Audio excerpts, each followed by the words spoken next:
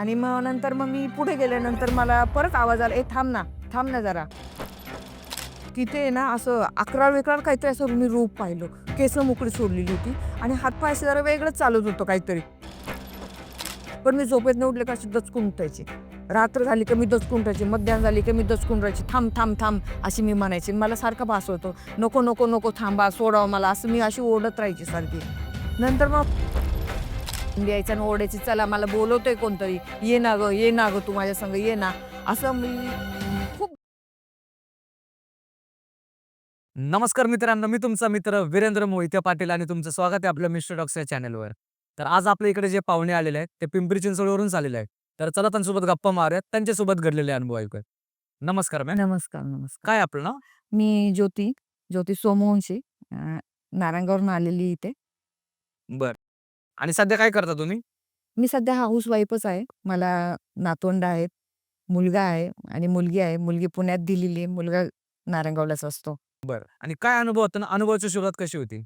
अनुभव म्हणजे मला आठवतं की मी साधारणतः 8, 9, 10 वर्षाची असेल. 10 वर्षाची तर नक्कीच असेल. आणि आमचं एक घर गाव आहे.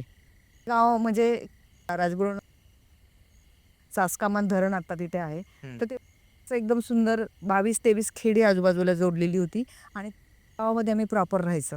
आणि मध्ये अशा छान अशा वस्त्या असायच्या.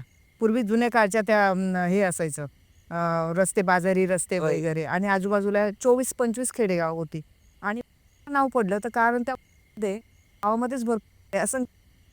आणि मी जिथं राहत होते, तो आमचं एक घर असंच 9-10 खोल्यांचं घर होतं. असं दगडी मातीचं आणि त्याच्या मागेच एक होता आणि त्याच्या शेजारी एक मोठा आड होता. मला चांगलं आठवतं. आड म्हणजे? आड म्हणजे विहीर. पूर्वी आड म्हणायचे. तर आमच्या घराच्या मागेच मोठा आड होता. मला चांगलं आठवतं. आमचं घराला असं कंपाऊंड होतं, एक मातीचं कंपाऊंड होतं आणि त्या घरामध्ये आम्ही जवळ-जवळ 10-12 एक खोल्या होत्या. मातीच्याच खोल्या होत्या आणि मागे एक होता. तर मोठा होता. मला वाटतं कदाचित तो शिवाजी महाराजांच्या काळात नाही ते इंग्रजांच्या काळातला असेल, कारण तिथं तसं काही लिहिलेलं नव्हतं. तर तो खूप भयंकर मोठा, जवळ-जवळ 1 एकरात असेल तो. आणि ते आम्ही ना माझ्या मैत्रिणी असायच्या. आम्ही 4थी-5वी ला आम्ही एकत्र स्कूल होती. जिल्हा झेडपीची शाळा होती. तर आम्ही सगळ्या मैत्रिणी खेळायला जायचो आणि त्यामध्येच एक गोखले गुरुजी म्हणून राहायचे. ट्युशन घ्यायची तिथं मुलांची. त्या निमित्तानं आम्ही सगळेजण तिथं एकत्र यायचो आणि उरलेल्या वेळात आम्ही त्या खेळायचं. संध्याकाळी 4 ते 5, 5 ते 6 असं ट्युशनचं टायमिंग असायचा. आणि मग ट्युशन झालं का आम्ही ज्याच्या घरी यायचं. हा आमचा रेग्युलर टायमिंग होता. गोखले गुरुजी आमचे खूप वयस्कर होते आणि इंग्लिश शिकवायचे आम्हाला, चांगलं आठवतं. काय व्हायचं आम्ही ना दरवेळेस आम्ही रोज खेळायला जायचो आणि खेळता-खेळता तिथं सगळे त्यावेळचे खेळ, चल्ल्याचा आट, ते बांगड्यांचा खेळ खेळायचं. भरपूर मोठं पटांगण असायचं. तर प्रशस्त होता एकदम. मोठ्या-मोठ्या भिंती, बिजागऱ्या अशा मोठ्या-मोठ्या जाड-जाड अशा भिंती, मोठे-मोठे खांब होते आणि एकावर एक जवळ-जवळ तो 3 मजली असावा. काही-काही बाजूचा भाग असा मोडकळीला आलेला होता. आणि मग आम्ही खाली छान मैदानाचंच आम्ही खेळायचं मस्तपैकी. आम्ही 4ला गेलो का तिथं आम्ही 1-1.5 तास खेळतच राहायचं. खेळता-खेळता असं म्हणजे आम्हाला जाणवायचं की कधी-कधी तिथून आवाज यायचे. पण आम्ही ते लहान असल्यामुळे आमच्या लक्षात येत नव्हतं की आवाज कुठून येतोय. आम्ही साईडला जायचं ना, दुसऱ्या खोल्यांमध्ये थोडासा असा आवाज यायचा साधारण. पण आम्हाला वाटायचं जुना वाडा आहे. आम्हाला त्यावेळेस काय माहीतच नव्हतं असं भुताचा प्रकार वगैरे काय असतो. म्हणून मग आम्ही एकदा काय झालं, एका संध्याकाळी मला आठवतं की त्यावेळेस मला ना, आत्ता मला आठवतं की त्यावेळेस अमावास्या होती आणि अंधार पण असा जाणवत होता. अंधार झाला होता लवकर. कारण त्यावेळेस लाईटी पण एवढ्या नसायच्या ना. लाईटींचा उजेड कमी प्रमाणात होता मग. लोकसंख्या पण कमीच असते. हो, लोकसंख्या पण त्यावेळेस खूपच कमी होती आणि आमचं तसं घर पण मोठं होतं आणि मला त्या घरातनं आम्हाला वडील आवाज द्यायचे, आई आवाज द्यायची की "चला मुलींनो, आता वेळ झालाय, घरी जा तुमचं तुम्ही, रात्रीचं बाहेर थांबू नका." पण आम्ही ना त्या दिवशी रात्री आम्ही जरा खेळता-खेळता नादात वेळ गेला कसं कळलंच नाही. आणि नंतर मग बाकीच्या मुली निघून गेल्या आणि मी आणि एक माझी मैत्रीण संगीता. तर आम्ही तिथंच थांबलो बराच वेळ खेळत राहिलो आणि नंतर मग आई ओरडायला लागली तेव्हा आम्ही बाहेर निघायला लागलो. ती म्हणाली, "चल बाई मी जाते निघून" म्हटली. ती फास्ट गेली. आता घराच्या मागेच होता. मी म्हटलं, "मी जाईन हळू मी येईल" म्हटलं. आणि मी अशी हळू चालत होते, की अगदी आमचं अंतर किती एक 5 मिनिटाचं अंतर. घरापासून वाडा अगदी 5 मिनिटाच्या अंतरावर होता आणि मी येत होते अशी हळू. तर मला ना त्यावेळेस असा आवाज आला, की असा काहीतरी पडल्यासारखा पहिल्यांदा आवाज आला, नेहमीसारखाच. मोठ्याने आवाज? हो, मोठ्याने आवाज आला. तो मात्र मोठ्याने आवाज आला आणि मी जरा मागे वळून बघितलं असं घाबरून, की काय झालं बाबा? पण नाही काही मला दिसलंच नाही. परत मी थोडीशी चालले, आपल्याच नादात होते मी आणखी. आणि नंतर मला आवाज आला, "ए, ए, ए मुली, तू कोण आहेस? कुठं चाललीस?" आणि म्हटलं मला असं वाटलं, की आमचे सर गोखले गुरुजी तिथे शिकवत आहेत ना, तर त्याच्यामुळे मला तो भास एक झाला.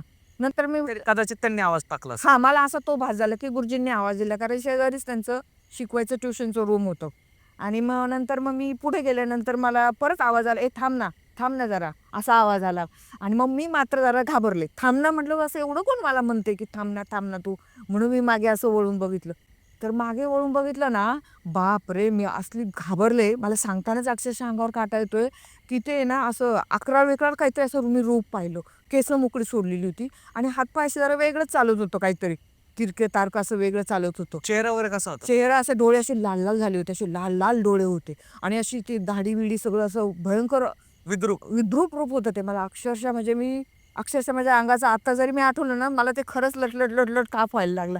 आणि मी अशी बिचकले आणि थांबले आणि तर ते मला हात करतो, "थांब." मी अशी ओरडले आणि अशी धापा टाकत म्हणजे कोलमडत ना आमच्या घराच्या मागे असं एक होतं, कंपाऊंड होतं दगडी. त्याच्यावरनं मी खाली धपकन उडी मारली आणि मी तिथंच पडले जागेवर. बऱ्याच वेळ आई ओरडत होते. आई-वडिलांना त्यावेळेस आम्ही मामा म्हणायचो. आणि ते धावत आले माझ्याजवळ आणि धावत आले, "काय झालं?" मी अशी सूममध्ये पडले होते. मला त्यांनी घरामध्ये नेलं. मला चांगलं आठवतं घरामध्ये नेलं आणि मी अशी खूप वेळ म्हणजे म्हणजे मी भावनावेश झाले, की काही मला कळतच नव्हतं. मला त्यावेळेसचं मी आत्ता म्हणजे इतकं क्रिएट करायला इतका त्रास होतोय ना, की त्यावेळेस जर आठवलं ना, अक्षरशः डोळ्यात पाणी यायला लागलं माझ्या. आणि मग मी उठले थोड्या वेळाने. मी म्हटलं, की तिथं त्यामध्ये काहीतरी आहे म्हटलं, तिथं मला आवाज देते सारखं. तर वडिलांनी चौकशी केली, की ते म्हटले, "नाही अगं, आपण इतक्या वर्ष इथं राहतो, कसं नाही?" तर नाही मला म्हटले, तुला नक्की काहीतरी भास झालाय." मी म्हटलं, "नाही, भास नाही. मला चांगली हाका मारलेली आठवते, 11-11 रूप आठवतंय." मग वडिलांनी त्यावेळेस शांत झाले. पण मी तिथून पुढे जवळ-जवळ मी 8 दिवस टोटल आजारी होते. बरं. ताप, काय म्हणजे थंडी. आजारी काय झालं एक्झॅक्टली? ताप, थंडी यायचा आणि ओरडायची, "चला मला बोलवतंय कोणतरी. ये ना गं तू माझ्या संग ये ना." असं मी खूप घाबरले म्हणजे भयंकर. मला तो सारखा 8 दिवस भास व्हायचा. घरातले सगळे टेन्शनमध्ये आले ना, नेमकं काय झालं हिला? पहिल्यांदा त्यांनी ते उतारे वगैरे काय-काय टाकले, जेवढे शक्य होतील घरातले ते लिंबू वगैरे नाही का, ते उतारे वगैरे टाकले. पण मला काही केल्याने फरकच पडेना. मग डॉक्टर केले. डॉक्टर म्हणले, की नाही हिला मेंटली कुठेतरी डिस्टर्ब झाली असेल, काय असं झालं असेल. त्यांनी गोळ्या औषध दिली आणि झोपवायचे. पण मी झोपेतनं उठले का अशी दचकून उठायची. रात्र झाली का मी दचकून उठायची. मध्याह्न झाली की मी दचकून राहायची. थांब अशी मी म्हणायची. आणि मला सारखा भास होतो. नको थांबा, सोडावं मला, असं मी अशी ओरडत राहायची सारखी. नंतर मग माझ्या वडिलांनी काय केलं, आमच्या गावामध्ये मला आठवतं, की ते हे होतं ते आपण हे करतो, नमाज पडतो. हां. दर्गा होता दर्गा. दर्गा. हां. दर्गा पूर्वीच्या काळी दर्ग्यामध्ये तिथं दर्गा होता चांगला आणि त्या दर्ग्यामध्ये मग माझ्या वडिलांनी मला घेऊन गेले. मला आठवतं. दुपारच्या पारी घेऊन गेले, संध्याकाळी घेऊन गेले. आणि मी अशी जरा वेड्यासारखीच तिथं पण दर्ग्यात करत होते. मी नको म्हणायची, मला नाही जायचं म्हणायची मी. माझ्या वडिलांनी मला तिथं नेलं. आजी होती माझ्यासमोर. आजी होती आणि माझ्या मैत्रिणी लांबून बघत होत्या, की ही अशी काय करते, ही काय अशी करते. मैत्रिणी पण असायच्या ना माझ्या संग त्यावेळेस खेळायला. मग त्या मैत्रिणी पण माझ्या मागे होत्या. माझ्या आजीने आणि मला वडिलांनी त्या दर्ग्यामध्ये नेलं. दर्ग्यात नेलं तिथं ते चाचा असायचे मला वाटतं चाचा आणि ते नमाज पढत होते. आम्ही तिथं बराच वेळ मला आठवतं, की थांबलो. त्यांचा नमाज काय अर्धा तास झाला. तोपर्यंत मी सारखी बाहेर पडायची. मैत्रिणी मला धरून ठेवायच्या. आणि मग नंतर मी आत आल्यानंतर मला त्या चाच्यांनी काय केलं बघितलं, ते झाडू काय असतो ना, त्यांनी तो असा माझ्या अंगावरनं 2-3 वेळा मारला, पाठीवर मारला, डोक्यावर हे केलं आणि थोड्या वेळानंतर काय केलं त्यांनी, एक ग्लास घेतला, त्या ग्लासात लिंबू आणि त्यांचा तिथला तो अंगारा होता ना, तो अंगारा दिला मला प्यायला आणि तो पाणी पिले आणि मग माझ्या वडिलांनी मला घरी नेलं मला आठवतं. आणि नंतर मी एकदम शांत कूल झाले अचानक, की मला काहीच आठवत नाही. असा हा माझ्या लहानपणीच्या जीवनातला एक प्रसंग होता. मला तो आठवतो अजून म्हणजे, की खूप दिवसानंतर मला हे सांगायचा योग आला. आमच्या घरच्यांना हा प्रकार सगळा माहिती आहे, की माझ्या बाबतीत काय घडलं होतं ते. असे माझ्या माहेरी मुळे ना आजूबाजूला ते सारखे किस्से घडत राहायचे. इव्हन माझ्या व्यतिरिक्त आमच्या घरात पण 2-3 असे किस्से घडले होते. बरं. मग ज्यावेळेस ते तुम्हाला दिसलं, त्यानंतर तुम्ही घरी आले. मग त्याच्यानंतर परत कधी काय दिसलं का तुम्हाला? नाही, नंतर मग ते मी पिलं ना ग्लासातलं पाणी वगैरे, ते मला काही नंतर दिसलं नाही, असं जाणवलं नाही कुठं की काय. मी परत जायला लागले खेळायला. म्हणजे तेवढं आपण लहान होतो ना, की काही कळत नव्हतं की नेमकं काय चाललंय, आपल्याला काय होतंय, का भुतं आहेत का, एवढं म्हणजे असं पूर्वी होतं. एक भयानक भीती होती की चिंचेच्या झाडाखाली भुतं असतात. हो. विशेष म्हणजे आमच्या घराच्या खाली एक चिंचेचं झाड पण होतं मोठं. पण ते असं एवढं काही बाल म्हणायला कळत नव्हतं की जायला नाही पाहिजे. मैत्रिणी गेल्या का आम्ही पण जायचं आणि ट्युशन तिथंच होती ना. शिक्षक तिथंच होते आमचे गुरुजी, गोखले गुरुजी म्हणून होते. ते शिकवायचे आम्हाला. बरं हा जो अनुभव आहे तुमचा हा तुम्ही 8-9 वर्षाचा असताना तुमच्यासोबत घडलाय. हो. मग तो अजूनपर्यंत कसं काय लक्षात राहिलं तुमच्या? लक्षात म्हणजे काय होतं, आपण हे वाचतो, भुताच्या गोष्टी वाचतो, भुताचे पिक्चर पाहतो आणि आजूबाजूच्या तोंडून ऐकत असतो की ह्या किस्सा घडल्यानंतर कुठं रात्रीचं गेलो फिरायला वगैरे तर आठवतं ए नको बाबा तिथं भूत आहे वगैरे. मग ते कधी कधी असं स्मरणात येतं की हा बापरे, आपल्या पण बाबतीत हा असा किस्सा घडलेला आहे ना, आपण जायला नाही पाहिजे. रात्रीचं कधी कधी ट्रिपला गेल्यानंतर रात्रीची 12ला गाडी उतरते. मग ते लोक विचारतात रामनाम जप करा, रामनाम जप करा, असं म्हणजे तो किस्सा अजून माझ्या ध्यानात आहे. म्हणजे म्हणजे एवढं तो असं घडलाय की तो अजून पण लक्षात. हो, अजून आहे. तो मेंदूवरच का ठाण मांडून बसलेला आहे ना, कधी-कधी जातच नाही डोक्यातनं. विचार जर आले ना, तर फार अवघड होतं ते. आता काय प्रॉब्लेम वगैरे नाही. नाही, आता काही तसा प्रॉब्लेम नाहीच आहे काही. बरं, हा तर खूप भयानक अनुभव होता. हो, माझ्या दृष्टीने हा इतका भयानक अनुभव होता ना, म्हणजे मी अजूनपर्यंत हा माझ्या स्मरणात राहतोय. आणि मधून-मधून जर चित्रपट पाहायला गेलो ना, तर मला माझंच आठवतं. इतकी म्हणजे हे होतंय. बरं, ह्याच्या व्यतिरिक्त अजून दुसरा कुठला अनुभव तुमच्यासोबत घडला होता? मला दुसरा अनुभव म्हणजे की चा अनुभव आहे, म्हणजे माझ्या माहेरचाच अनुभव आहे. कारण आम्ही ज्यावेळेस मैत्रिणी-मैत्रिणी आम्ही एकत्र असायचो ना, तर आम्ही बऱ्याच मैत्रिणींचा ग्रुप होता. मोठा ग्रुप असायचा. आम्ही ना इतकं सुंदर होतं तुम्हाला काय सांगू. अक्षरशः मस्त सुंदर अशा बाजारपेठा होत्या. नदी होती. नदीच्या मागे दत्ताचं मंदिर असायचं एक छान आणि त्या नदीच्या जवळच एक स्मशानभूमी पण असायची. स्मशानभूमीच्या वेळेस घाट एक बायकांना कपडे धुवायला वगैरे शेजारीच घाट असायचा आणि आम्ही काय करायचं शनिवार रविवार असल्या का सगळ्या मैत्रिणी सुट्टी लागली का चला एकमेकींना सांगायचं आपण शनिवारी भेटायचं बरं का नदीवर. कपडे धुवायला जायचं त्यावेळेस कपडे त्यावेळेस काय वॉशिंग मशीन वगैरे काय नसायचं ना. मग आई काय करायची जा बाई कपडे धुवायला जायची आणि माझ्या वडिलांचं एक त्यावेळेस टार्गेट असायचं मला म्हणजे हे म्हणायचे की मुलींना लग्न झाल्यानंतर पोहायला आलं पाहिजे, सायकल चालवता आली पाहिजे. हे त्यांचं एक टार्गेट होतं. 10वी पास झालंच पाहिजे मुलींनी. माझे वडील चांगले म्हणजे असे ग्रामसेवक होते आणि त्यांचे एक विचार चांगले असायचे नेहमी. मुलींना सगळ्या गोष्टी आल्या पाहिजे, पोहता पण आलं पाहिजे. म्हणजे पूर्वीचं कसं सासूर असायचे ना बायकांना कोणी डॉक्टरच्या पदर नाही उतरायला पाहिजे, गावात फिरलं नाही पाहिजे बायकांनी. हां. असं पहिलं होतं. हो, हो, हो. तसंच होतं आणि मग ते वडील म्हणायचे की नाही मुलींना पोहता आलं पाहिजे, मुली 10वी झालीच पाहिजे आणि सायकलिंग आली पाहिजे तिला. हे त्यांचं फार त्यांचं विश्वास वेगळं होतं. आणि त्यात आम्ही कसं माझ्या माहेरी गाई, गाढवं आम्ही कुंभार होतो. गाई, गाढवं, घोडे हे सगळं होतं. शेळी होती वडिलांनी. वीटभट्टीचा व्यवसाय होता आणि आमची वीटभट्टी अशी होती की नदीच्या किनारीच असायची. त्यावेळेस कावडीवरनं पाणी आणायचं आणि तो गारा कालवायचं आणि त्या भट्टीच्या शेजारीच असं एक स्मशानभूमी खालीच म्हणजे सगळा हा नदीचाच पट्टा खालचा की त्याच्या शेजारी स्मशानभूमी आणि त्याच्या शेजारी बायकांना धुणं धुवायचा घाट. एक छोटा घाट होता, एक मोठा घाट होता. त्या मोठ्या घाटात खोल पाणी असायचं आणि छोट्या घाटात आम्ही बायका मुली उतरायचं आम्ही सगळ्याजणी आणि मग आमची शाळा सुटली का आम्ही ठरवायचं शनिवार रविवार आपल्याला जायचं बरं का नदीवर. मग आम्ही एकमेकींना गोळा करणार ती येईपर्यंत तिथं खाली दरड असायची तिथं. मग तिथं सांगायचो तिथं ते बरं का आपण सगळ्या संगत जाऊ. आणि विशेष असं होतं की त्यावेळेस आहे ना त्या दरडीवरनंच गावातल्या लोकांची मैत जायची.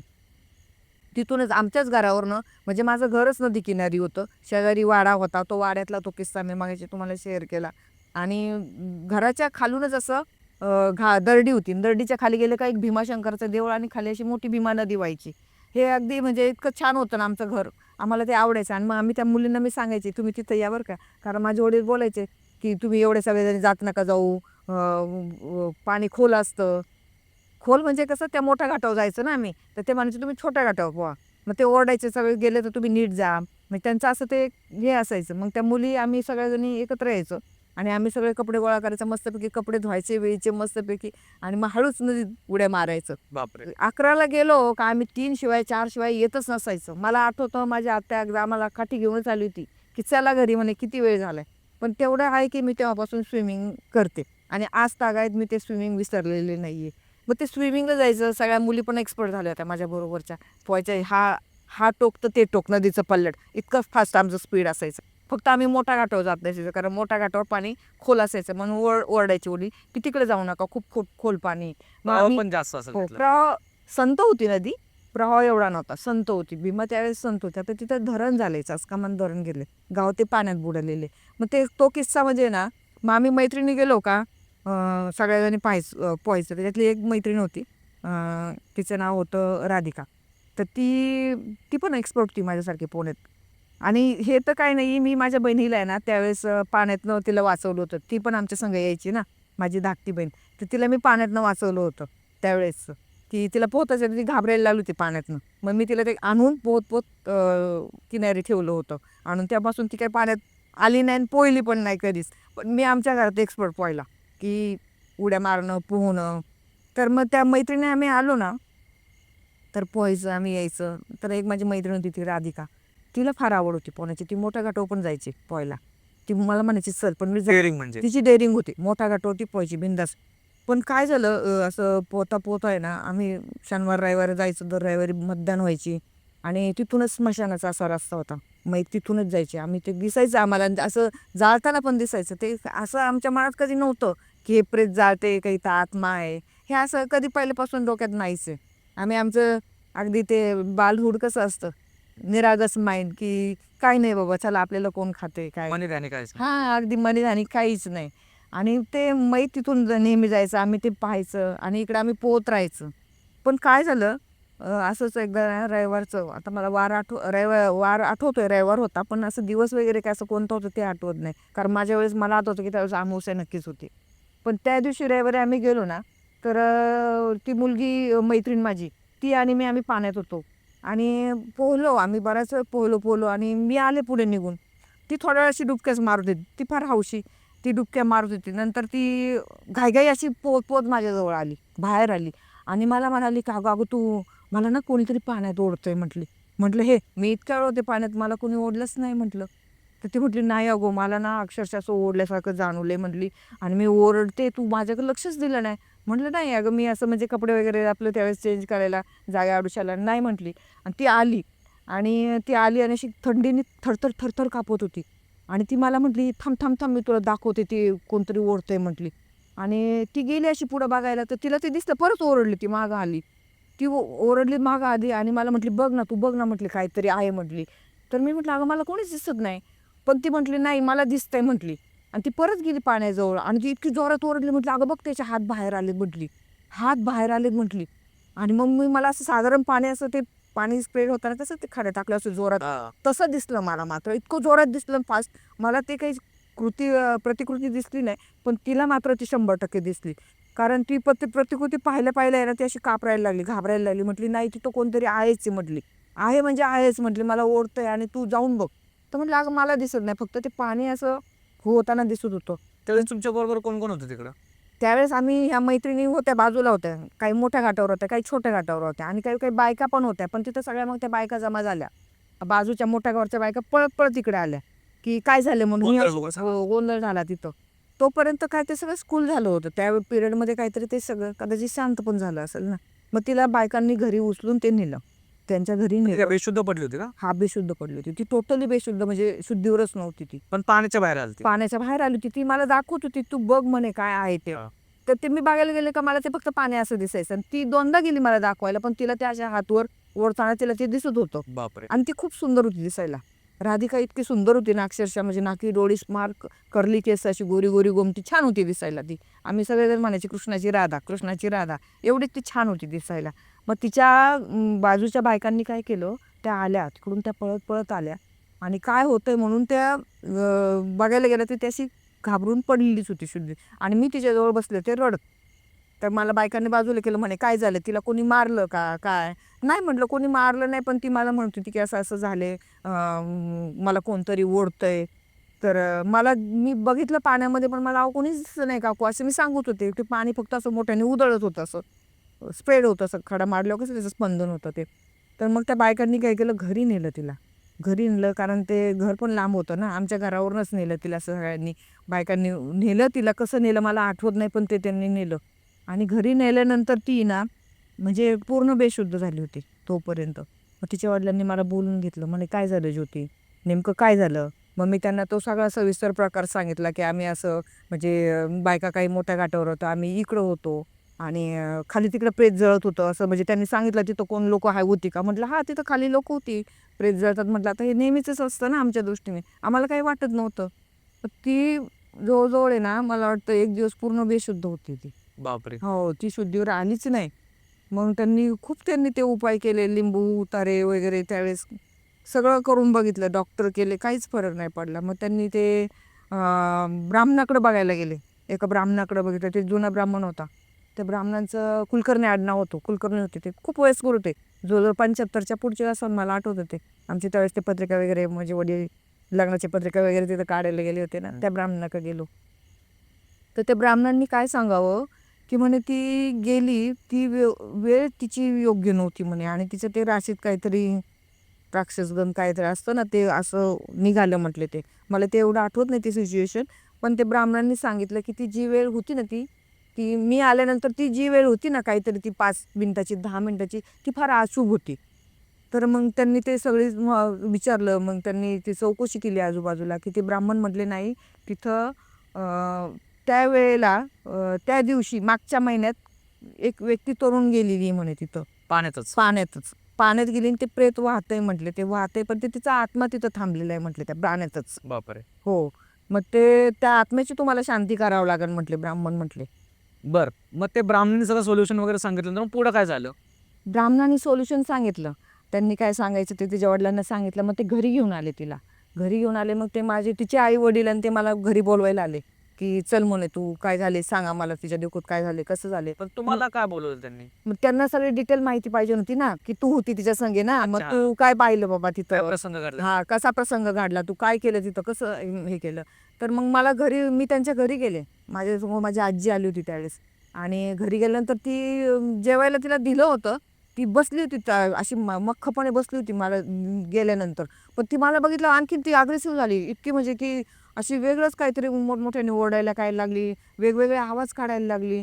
आणि मला बघून ती माझ्या अंगावर धावायला लागली ना, अशी हे मान धरायला लागली. मला म्हणते, मला तुला पण घ्यायचंय, मला तुला पण घ्यायचंय म्हणते, तू का नाही आली माझ्या संग म्हणती. अशी ती ओरडत होती मोठमोठ्याने. आणि 4-5 लोकांनी तिला पकडलं, पण ती काही कोणाला दादच देत नव्हती. का तब्येत वगैरे जास्त होती? नाही, तब्येत वगैरे नव्हती, पण तिच्या अंगात काहीतरी वेगळंच संचारलेल्यासारखं वाटत होतं मला ते. आणि ती अशी रागाने माझ्याकडे बघायची आणि अशी धावून धावून यायची माझ्याकडे, अंगावर यायची, आणि मला म्हणायची, चल तू तू ये म्हणायची, अशी मला सारखी म्हणायची. आणि मी खूप घाबरून कोपऱ्यातच बसले नंतर, की काय झाले बाबा हिला. आणि जेवण तर तिने तिने ते सगळं सगळ्यांच्या अंगावरच उडवलं. म्हटली नाही, मला ते नकोय म्हटली, मला हे नकोयच म्हटली, मला जेवण तुम्ही मला एका देताय जेवण म्हटली. आणि मग ते तिला सगळ्या 4-5 लोकांनी धरले. ती कधी कधी वेगवेगळेच आवाज काढायला लागली, तिचा सारखा हा आवाज झाला का तो आवाज. म्हणजे मी मी खूप घाबरायला लागले ते बघितलं ना. म्हणजे मला फार कसतरी झालं. मग माझ्या आजीने तिच्या वडिलांना सांगितलं, की हिला नाही होते ना, ती हिचं बघून ही पण आजारी पडत. बरोबर. म्हणून मग माझ्या आजीने हातापाया पडले, नाही म्हणे काय काय झालं अजून सांग. मग मी त्यांना ते घाबरत एका दुसऱ्या खोलीत नेऊन नेलं, की म्हटलं आम्ही पोहत होतो, आणि मी थोडी पुढे आले फक्त कपडे बदलायचे म्हणून, माझे वडील ओरडतील म्हणून मी पुढे आले. ही काय ऐकत नव्हती, आणि ही थांबली म्हटलं तिथं. आणि मला माहीत नाही मग नंतर काय झालं ते. ते आली तिथे अशी अवतारातच आली म्हटले. मग माझ्या वडिलांनी, माझ्या आजीने मला घरी नेलं. मग ब्राह्मणांनी तो सोल्युशन त्यांना काय सांगितलं ते मला माहीत नाही आहे. ते उतारे वगैरे काय असतील ना, ते उतारे वगैरे सांगितले तिला ब्राह्मणांनी. मग ते बरेच दिवस तिचं ते चाललं होतं उतार्याचं. ती काय 8 दिवस ती कंप्लीट हे नव्हती. नंतर मग ते अमावस्या आली. अमावस्याला ते काहीतरी त्यांनी ब्राह्मणांनी सांगितलं उतारा टाकायचा नदीकडे तिकडं. नदीच्या तिकडं त्यांनी तो उतारा दिला. त्याच्यात ते बरंच मला ते काय भेळ होती, अंडं होतं, ते 7 धान्याची दामटी, तेवढा मोठा उतारा नेला. आणि तो उतारा म्हणजे आम्ही ज्या घाटावर पोहोचाय ना, त्याच्या खाली स्मशानभूमी. आणि तिथं तो तरुण कोणतरी व्यक्ती होती वारलेली त्या दिवशी, म्हणजे त्या 8 महिन्यापूर्वी. आणि त्या टायमिंगलाच ती मुलगी वारली होती. तिथं त्या टायमिंगलाच त्यांनी तो उतारा नेऊन ठेवायला सांगितलं होतं आम्हाला. तर तो उतारा आहे ना, तिच्या आईवडिलांनी तो तयार केला असेल उतारा, आणि ते कोणाला तरी संगे घेऊन ते तो उतारा दिला. आणि तो उतारा दिल्यानंतर ती सूम झाली. एक दिवस सूम झाली, आणि दुसऱ्या दिवशी ती पूर्ववत झाली, की जसं काही काहीच झालं नाही अशी करत होती दुसऱ्या दिवशी. ती काय आठवत नव्हतं? काही आठवतच नाही तिला, काही आठवलंच नाही तिला ते, की त्या उतारा टाकला आणि ती सूम एकदम. म्हणजे आम्ही शॉकमध्ये झाले सगळे घरातले, की इतकी सूम का झाली. आणि दुसऱ्या दिवशी नॉर्मल, अगदी नॉर्मल पाहतोय, की म्हणजे तिला काय आठवतच नव्हतं की काय गेलं. म्हणजे हा विचित्र प्रकार मी स्वतः डोळ्यांनी पाहिलेला आहे. म्हणजे तो भयान प्रसंग. आणि माझे म्हणजे असं होतं, की ते गावात भरपूर होते. आणि पूर्वी भूतांचं वगैरे फारच होतं ना, त्यामुळेच ते आजी आम्हाला म्हणायची दरवेळेस, की बाई बाहेर जाऊ नका बरं का, रात्रीचे 12 वाजलेत, लघवीला जाऊ नका असे त्यावेळेस म्हणायची. आणि ते आम्हाला ते सवय लागलेली, की रात्रीचा अपरात्रीचं कधी पण बाहेरच जायचं, त्यावेळेस टॉयलेट बाथरूम नसायचं. मग ती आजी यायची, मग सांगायचे सारखे आम्हाला, की रामाचा जप करा बाळांनो, रामाचा जप करा. मग ते त्यावेळेस असं होतं बरं का, ते हे सगळं होतं. तुम्हाला काय नंतर प्रॉब्लेम झाला का ते सगळं बघितल्यानंतर वैयक्तिक? नाही, मी पण म्हणजे थोडीशी शांत हिरमुसल्यासारखी घरात असायची ना. मग माझ्या वडिलांनी पण त्यावेळेस काय केलं, की त्यांनी ज्या ब्राह्मणाकडे नेलं त्यानं म्हणे, "हिला पण काय झाले का बघा?" म्हणजे कारण ही पण जरा शांत झाली असं तसं ना. ते म्हटले, "तसं काही नाही, तिला काही झालेलं नाही." कारण ती त्यावेळेस तिथं नव्हती म्हटली ती. ती बाहेर आली होती. ती त्यावेळेस पाण्यात होती. ती त्यावेळेस पाण्यात होती. त्यामुळं तो तिला त्रास जास्त झाला म्हटलं. म्हणून ते मला वाटतं ते म्हणत असेल, की हिला पण घेऊन जायचं होतं. हो, ती ती मी बाहेर आले ना, तर ती सारखी म्हणायची, की "तू ये." म्हणजे मी ज्यावेळेस घरी भेटायला गेली ना, "तू का नाही आली माझ्या संग? तू का नाही आली?" अशी सांगायची मला. अशी ओरडायची ती माझ्या अंगावर. म्हणजे खूप भेदक भयानक प्रसंग होता तो पाहण्यासारखा. म्हणजे खूप लोकं जमली होती तिला पकडायला. मला चांगलं आठवतंय. घराच्या बाहेर गर्दी होती कितीतरी, की काय झालं आणि तेव्हापासून तसं थोडंसं नाही म्हटलं तरी एक मनावर आहे, की भुतं आहेत. आणि मग आजी म्हणायची, "अगं देव असले की भुतं असतात." असं ती कायम म्हणायची मला. तिला जे पाण्यात लागलं होतं ते ते निघेपर्यंत किती वेळचा टाईम लागला होता टोटल? तो जवळ-जवळ 8 दिवस तरी ती हे नव्हतीच, नॉर्मल नव्हतीच ती. 4 दिवस तर तिचे वडील 2 दिवस तर ते काय त्यांना सुचतच नव्हतं, की काय अशी वेड्यासारखी करते. 5-6 दिवस तर नक्कीच लागले असेल. मग ते कोणीतरी सांगितलं, की गावात एक चांगले ब्राह्मण आहेत जुने, ते पाहतात नावावर वगैरे ना. मग त्यांनी ते पाहिलं सगळं. मग त्यांनी सांगितलं, की नावावर त्याच्यानंतर त्यांनी परत तिथं ह्याच्यात नेलं, चर्च नाही सॉरी ते मशिदीमध्ये नेलं होतं तिथं.